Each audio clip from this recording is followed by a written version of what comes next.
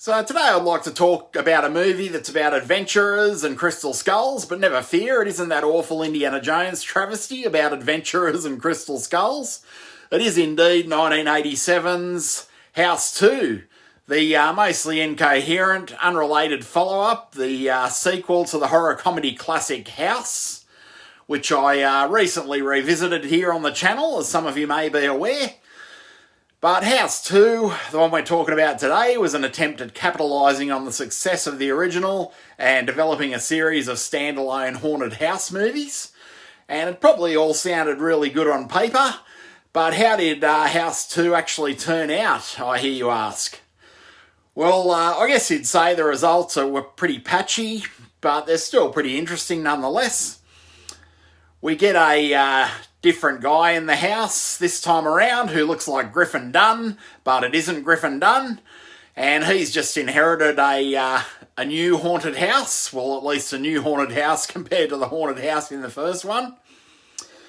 So he and his mate dig up his great-grandfather, his dead great-grandfather, who was a bit of a cowboy or a gunslinger from the 1800s.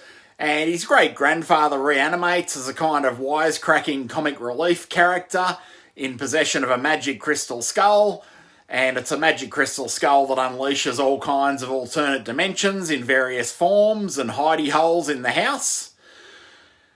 And I reckon you'd say this one's a curious sequel for a multitude of reasons. It sort of reminds me of a chef who doesn't have full confidence in the flavour of the soup that he's been preparing, the basic soup he's been preparing, and he keeps seasoning it with a wildly disparate array of herbs and spices.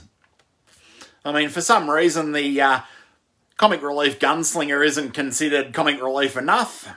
They also throw in a dogapillar, a dog that is, of course, part dog, part caterpillar, and also a weird baby dinosaur, and it's also got comedian and talk show host Bill Maher in there in the mix. And I found Bill Maher being in it highly unusual and weirdly out of place for some reason. And for some reason, one of the weirdest aspects of the movie. I don't even know why, but Bill Maher does really feel like one of the more surreal aspects of the movie. I guess because he's someone recognisable in this clusterfuck of incoherence. But other than that, it's got everything in this one. It's got alternate dimensions. It's got different times and places. It's got cowboys and cavemen and stop-motion dinosaurs. You name it, House 2 has it. It's even got another Cheers alumni following on from the original movie. This one's got the guy that played the postman in Cheers. I think he might be called John Ratzenberger or something. And as you'll be aware, the first one had the guy that played Norm in Cheers as the annoying neighbour. But even though this one's pretty incoherent, and it's probably not making a lot of sense me talking about it because the plot's fairly lacking. It's really just a series of unusual time travelling vignettes for the most part, and it's quite rushed, quite ill-conceived, I guess you'd say.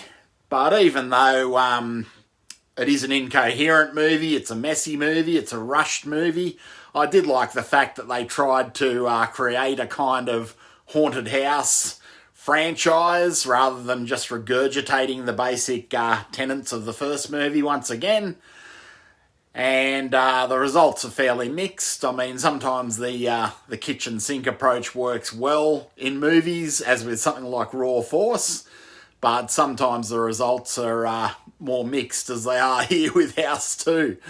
So it was intended to be the first part of a haunted house franchise, I guess you'd say. The first movie featured William Katt as Roger Cobb inheriting his dead aunt's house. And this one, of course, featured Griffin Dunne lookalike. I can't remember the actor's name, but he inherits an entirely different house in an entirely different area. And entirely different shenanigans are happening. So there are more comedic elements in this one. It doesn't have those effective chills that the first movie had, so this is by no means a sequel that surpasses the original. It doesn't effectively do the whole horror comedy thing, but it is an interesting curiosity nonetheless. As I said, Bill Maher's pretty interesting in this one. I don't know why he's in there. I guess his agent just sort of was owed a favour by somebody. It is before Bill Maher was big. He doesn't really add that much to it. He's just there. There's also the guy that played Jerry Dandridge's familiar. His Renfield, I guess you'd say, from Fright Night. The tall guy as our lead hero's sidekick mate. And they get up to all kinds of shenanigans together. So as I said, this Crystal Skull adventurer movie, which is basically what it is, even though it's not perfect, it's not even good by any means, or any stretch of the imagination, it is far better than Indiana Jones and the Kingdom of the Crystal Skull, which isn't saying a lot, but it does say a lot when you look at budgets. I mean, this was made on a fraction of the budget of Indiana Jones and the Kingdom of the Crystal Skull, and the results are infinitely more satisfying. It's held up infinitely better than Indiana Jones and the Kingdom of the Crystal Skull, and people are still fondly watching it today. And as I said, it does, if there is one weakness in House 2, it is that there was a lack of confidence by the screenwriter and by the crew. As I said before, you've got your comic relief cowboy great-grandfather, and the filmmakers didn't consider that this was enough comic relief, so they added the famed or infamous Dogapilla, the part dog, part caterpillar, and the baby dinosaur that keeps appearing in random cupboards. And all in all, it does give it quite a curious, odd, and unwholesome tone. The lead characters aren't very likeable in this one. They're basically the most annoying yuppies you've ever seen, but it is what it is. I guess the guy that looks like Griffin Dunn and the guy that was Jerry Dandridge's familiar in Fright Night do a serviceable enough job as the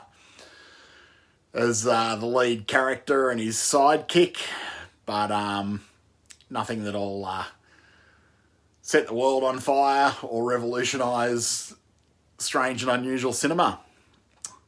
Nevertheless, if you want to see a big swing and a miss that's still a little bit of fun, or more than a little bit of fun, I'd probably recommend House 2, the second story.